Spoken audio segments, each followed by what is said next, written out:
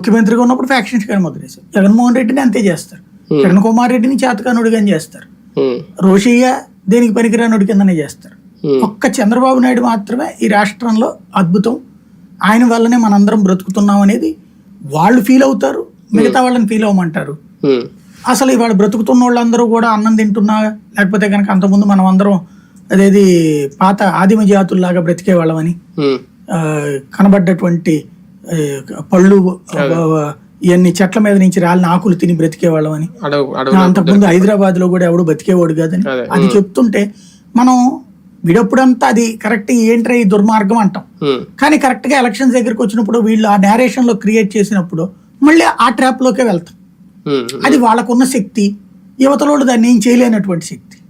ఒక రకంగా మోకమ్మడి దాడితో తిప్పలు తప్పు జగన్మోహన్ రెడ్డి గారి ఖచ్చితంగా సంకేతం కనిపిస్తుంది. ఖచ్చితంగా ఉంటుంది. అది దాన్ని ఎట్లా ఫేస్ చేస్తున్నాడనే చూసుకోవాలి. రైట్, చూద్దాం మొత్తానికి.